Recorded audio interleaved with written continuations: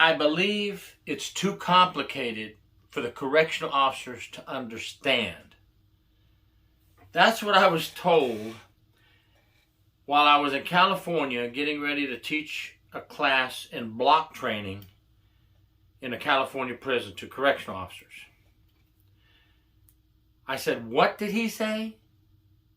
He said he believes it's too complicated for correctional officers. Well, that made me want to teach it even more. I said, I'm going to show you that they're going to understand this. You're going to have some correctional officers in a group figure this out. I was asked to take a curriculum to teach communication for correctional officers. I liked it. I liked the curriculum. But at the beginning, there was a word puzzle, but we did it out loud for 12 minutes. And I had to give hints. I had to give the rules, and then I had to give hints. But I can't give the answer. And we ask anybody who gets it, don't give the answer so they don't take away from somebody else who might be able to figure it out. Boy, I was bound and determined. We're going to have some people prove them wrong. Now, I'm not going to mention the person's name that said that. It was not a correctional officer. It was not correctional management. It was a civilian who is, I'm trying to, for lack of a better word, say, in the hierarchy of teaching, and liked this word puzzle, but thought it was too complicated for correctional officers. I would not embarrass this person. But not a correctional officer. Not a correctional officer management. So, I take this curriculum and I go to the class, and I don't want to give away the word puzzle in case others are going to use it out there in the class for block training on communication for correctional officers. Had 31 people in the class. Out of that 31, there was 6 civilians. It looked like some medical people, some people from the human resources, 3 management, and the rest correctional officers. And it was their block training, mandatory training, and they gave us a 40-minute block for me to go up there and teach. And this particular word puzzle is used in certified public manager courses given by universities for people to get their certified public manager certificates, certifications.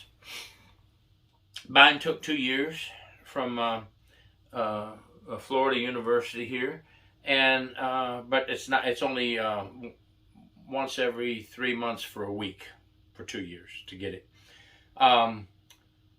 It's also used by CEOs of big companies because they want their people to learn to listen. It's a thinking word puzzle that gets you to thinking, and you've really got to think deep, believe me, because when I did it, I got half of it. I didn't get the whole thing. I'm going to just be honest with you right now. Master's degree. I guess that didn't do me a damn bit of good, did it? I got half of it. I got one of the puzzles right, and I was like, I did? Oh. And then I'm trying to think, okay, now he says, you got half of it, but you got to put the whole thing together. And I thought. And finally, if you can't get it, they're going to give you the answer. So I just gave myself away on being a big dummy. But I was just proud that I could get one of the scenarios right. So I'm giving this class, and it's a good thing I took the class first so that I could be the big dummy and I would know how to teach it. Isn't that the way it works, right? So I'm up there teaching this class, and they wanted me there for this reason. The curriculum was approved already by the prison system, but they wanted me to put in scenarios, real life scenarios with some of the things that we're talking about. So after we did this little word puzzle, I gave the curriculum, and as we went along, I gave real life scenarios. But I give this, right? And man, everybody's brain is burning. You can see the wheels turning. Even the folks, you know how when they go to training and their arms are like this, and they're in the back row? I'm just here because I have to be here. I ain't listening to this dumbass. And then I start doing the scenario, and I'm looking at them. You can see them in the back row. You can see their hands drop sometimes. You can see them look at each other. I said, well, whether that row wants to participate or not, they're trying to figure out the answer. Middle row was pretty good, and the front row was good. They were firing away answers, trying to get it. Boom! One of the medical guys got half of it right, just like me.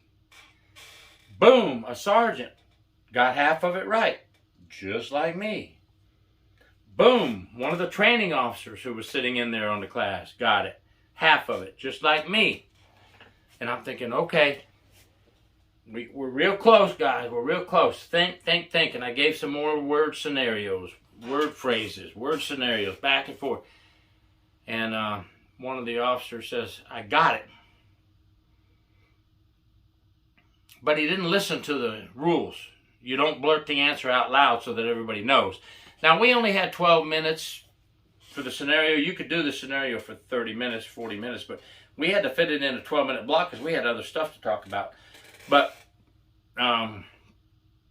he got it, and he blurts out, blah, blah, blah, blah. And I said, you know what? The buzzer's about to go off anyway. You got it. Great job, man. You got it. He says, yeah.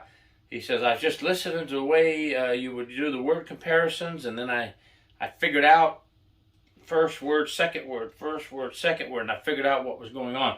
But everybody in the room, I asked them at the end, what did you think? I said, man, I thought it was stupid as hell at first, but in the end I realized it just gets you thinking.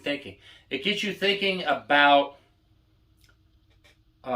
it gets you to listening to the underlying message. You know, we listen so much to the surface. We only hear the surface. So it gets you to listen to the underlying message. But I was so happy. And I looked at the person that, had set up for me to come out and do this presentation. I said, please let this other person know. Please make sure they know that the correctional officers got it. You know, the stuff that the CEOs do, certified public managers, you know, people with master's degrees that could only get half of it. The officers in California, they got the answer. I get burned when somebody says it's too complicated for a correctional officer. It goes right back to the disrespect that we get in our job. You know, the forgotten heroes standing between the criminals and the citizens, protecting them. Man, God bless firefighters, paramedics. God bless the police officers on the street. God bless our military. They all get, what they deserve. Good blessings, heroes. Correctional officers deserve exactly the same. And when somebody does that, I just do my best. I try real hard to be polite. Because that class was about communication for officers to try and help us get out of some situations without using force. You can't do it on all situations. We know that. And I explained that to them. You protect yourself. You protect other people. You protect people from harming themselves. By God, you're going home at night. But there are a lot of situations we get into that if we listen and communicate, we don't have to use force. And I had to say, don't get too angry. You're teaching a class on being calm and using communication. So I said, hey, please send a message back now. We're driving back from the prison. We're leaving the prison. Send a message. Tell them they got it. It was not too complicated for correctional officers. I'm done. Thank you for watching. Gary York, True Prison Stories. Please subscribe.